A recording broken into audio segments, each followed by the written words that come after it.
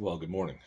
I haven't shared from my devotional life for a while on this page, and I thought that maybe this morning would be a good time. Um, in my devotional time, I'm in Exodus. I just finished Exodus chapter 2, and this is the birth of Moses and how he grew up in Pharaoh's house. Um, and then one day he killed an Egyptian for beating a Hebrew, and others found out about it the next day. He realized Pharaoh's going to find out about this, so he fled to Midian because Pharaoh was going to kill him. And then after being there, it says many days. We understand it's about 40 years. Um, Pharaoh dies, and the new Pharaoh, the new king, made life extremely bitter for the Hebrews. And they started crying out to God for help. Now, I don't think it's a coincidence that at this time they started crying out to God for help, because we see with the Abrahamic covenant in Genesis chapter 15,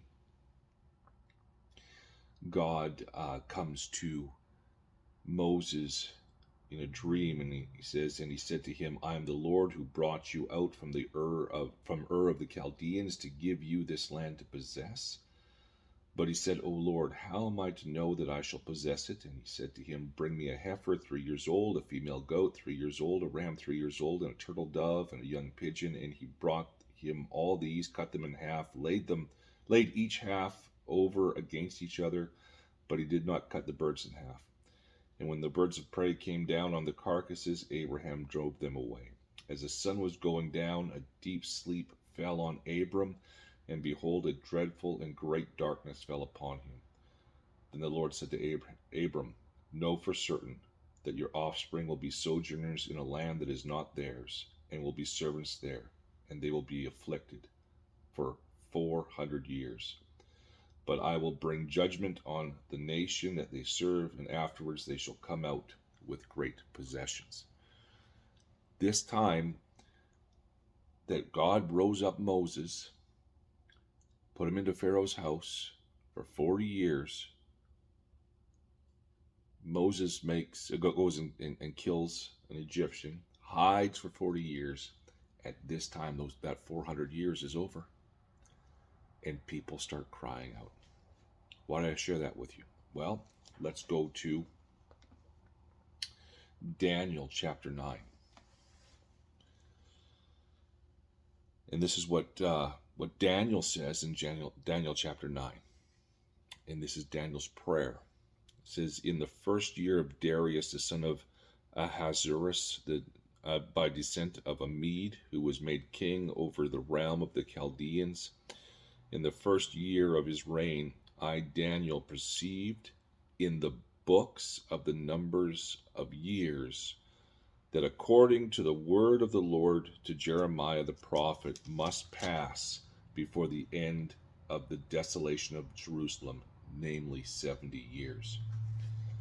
So here we see with Moses, all these Hebrews would have known 400 years they'll be in Egypt because of what God said to Abraham. Here we see Daniel is reading the scripture and seeing, hey, this time is almost up according to the scripture. So he starts praying to God to deliver them.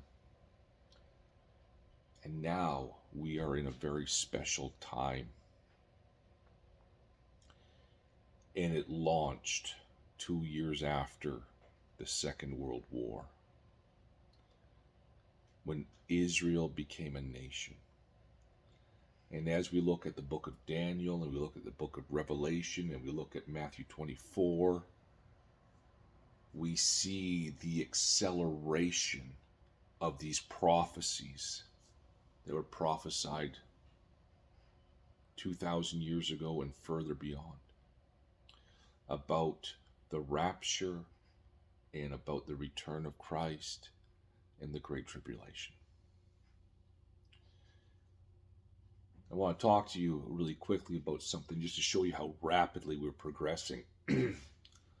Daniel in the last chapter talks about the last days.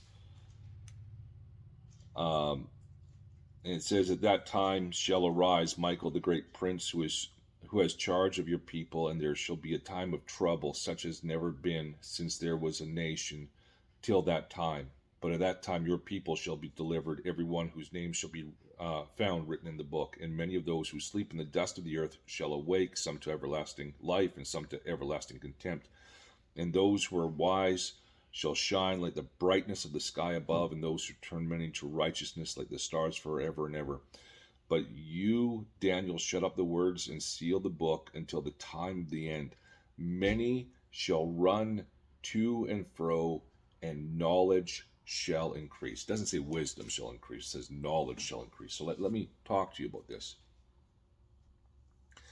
Over 100 years ago, just over 100 years ago, the rate of change was every 500 years. And what I mean by that is technology would reinvent itself about every 500 years. In my grandparents' generation, it was every 100 years. In my parents' generation, which are baby boomers, every 50 years. 20 years ago, when I was pastoring in Texas, the rate of change was going every 20 years. Meaning that technology was reinventing itself every 20 years. And now today, in 2022, the rate of change is every 12 hours. Everything is speeding up and is going on God's timeline. Are you praying for the rapture? Are you praying for Christ's return? Are you praying for his kingdom to come? Because it's at the door.